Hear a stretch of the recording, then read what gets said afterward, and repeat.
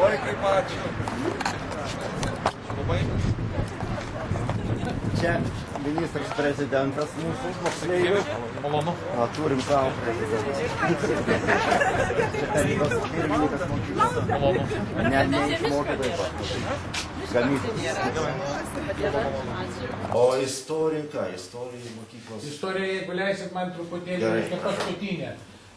Mes su ministerija truputėlį apsipykome, kai mes nenorėjome perimti šios mokyklos į rajono pavaldumą.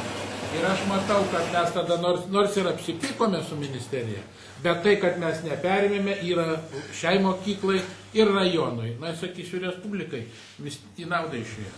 Turbūt ten dalininkais nenorėjot tapti. Ne, dar mes neviešo. Ruošiamės. Ruošiamės. Bet norim dabar to įstatymą laukiam sutvarkymų. O perimti tada buvo, reiškia, ruošiama tam, kad perimti. Ir jeigu mes būtume perimę, ta mokykla būtų tikrai.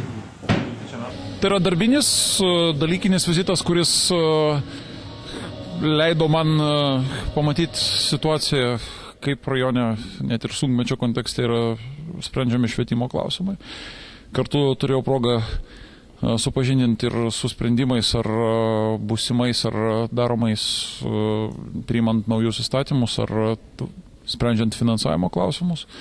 Gera proga buvo pabendrauti su abiturientais, kuriems pristačiau betarpiškai neiškraipytą situaciją dėl aukšto mokslo galimybių ne kur nors kitur, o čia Lietuvoje. Ir mano jausmas iš ties yra neblogas, kad švietimiečių bendruomenė yra ne tik dalykiškai išsilavinusi, bet ir tikrai pozityviai ir pakankamai normaliai vertinanti situaciją.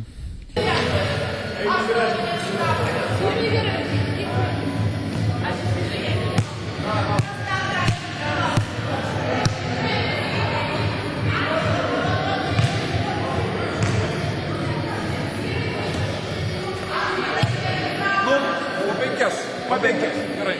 Po penkias. Po penkias, nuo pirmos investuos. Nuo pirmos investuos. Ne, tai vieni kiti mes pasituos. Tai kas pradeda?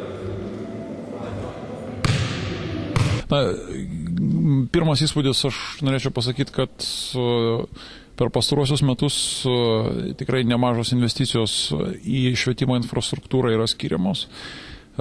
Ir ši sporto salė, ir gimnazija Antano Smetonos rodo, kad milijonės investicijos ateina. Balelių multifunkcinis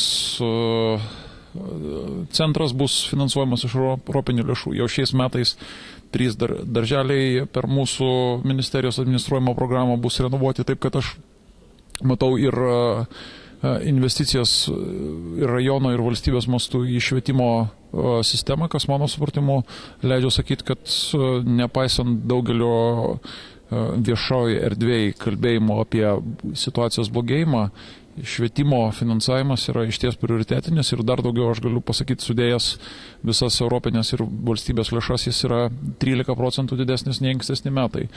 Ir tikiuosi, kad visą tai taps ir kokybiniu lūžiu.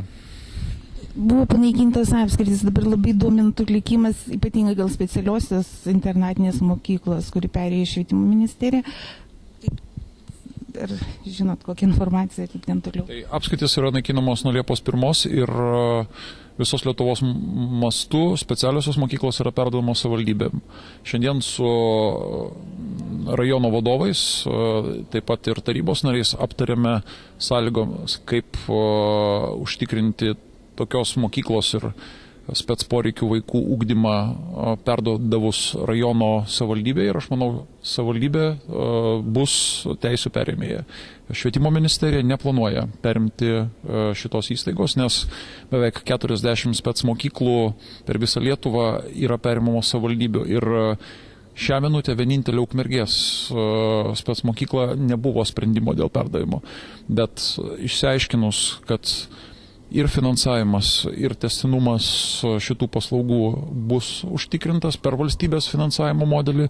Manau, kad daugelį abejonių mes bendrom jėgom, dialogo, kalbant su mokyklos bendruomenė, su tėvais būdu, mes tikrai rasim geriausią sprendimą, taip, kad nenukentėtų vaikų ir tėvų interesai.